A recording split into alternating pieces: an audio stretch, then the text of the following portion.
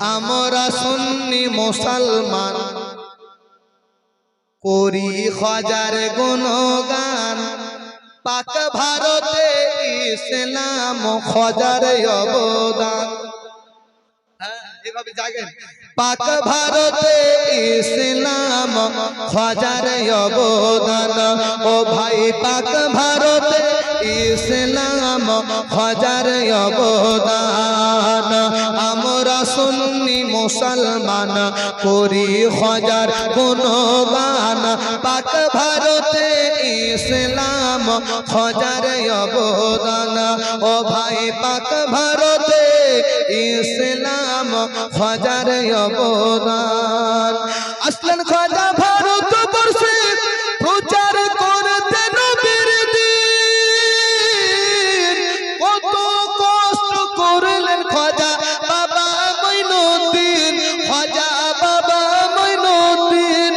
ওরা এলেন হিন্দুস্তানে ইসলামের নিশান, খাজা এলেন হিন্দুস্তানে ইসলামের নিশান।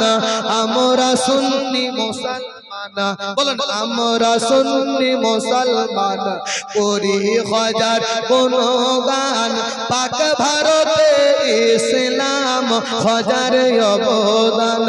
ও ভাই পাক ভারতে ইসলাম হাজার অবদান। ঠাকুর গণে করত পূজা নানা দেব দেবীর, খাজা বাবা এসে দিলেন ইসলামের তাকবীর। আরে আসতে বলেন সুবহানাল্লাহ। কে তাকবীর দিয়েছিলেন? কে তাকবীর দিয়েছিলেন? আমার খাজা পাক। ঠাকুররা কি করে ডং ডং ডং ডং ডং ডং ডং করে পূজা করতো। তারা আমার খাজা পাকের তাকবীরে কয় হাজার হুজুর? 90,000 নাকি 90 লাখ? 90,000 সব ডং ডং করনে वाला মুসলমান হয়েছে। জোরে বলা যাবে সুবহানাল্লাহ। তাই তো কবি লিখছেন, ঠাকুর গণে করত পূজা নানা দেব দেবীর, খাজা বাবা এসে দিল ইসলামের তাকবীর। খাজা বাবা এসে দিল ইসলামের তাকবীর। ওরা ছাড়িয়া দেব দেবীর পূজা হইল মুসলমান, ছাড়িয়া দেব দেবীর পূজা হইল মুসলমান। আমরা সুন্নি মুসলমান করি হাজার গুণগান, পাক ভারতে ইসলাম হাজার অবদান। ও ভাই পাক ভারতে ইসলাম হাজার অবদান। চন্দ আল্লাহর ওয়ালির ভয় নাই কোনো, আছে কোরআনে। জীবন মরণ করো অর্পণ ওয়ালির কদমে। জোরে বলুন আলা ইন্না আউলিয়া আল্লাহি লা খাউফুন আলাইহিম ওয়া লা হুম ইয়াহজানুন। এই আয়াতের মানে শুনেছেন না? আল্লাহর ওয়ালিদের ভয় নাই। তাই কবি লিখছে কত সুন্দর করে, আল্লাহর ওয়ালির ভয় নাই কোনো, আছে কোরআনে।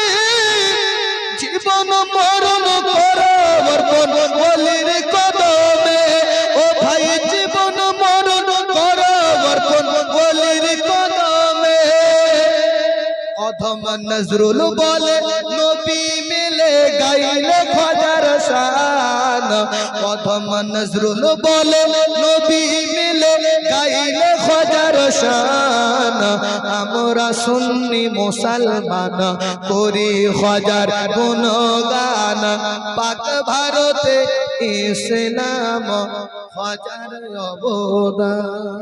আর আমাদের খুশবু জালসা ইউটিউব চ্যানেল আছে, আর খুশবু জালসার পেজও আছে। আর এই পেজে সমস্ত আমার অনেক জায়গায় জালসাগুলো আপনারা পেয়ে যাবেন, ফলো করবেন খুশবু জালসা।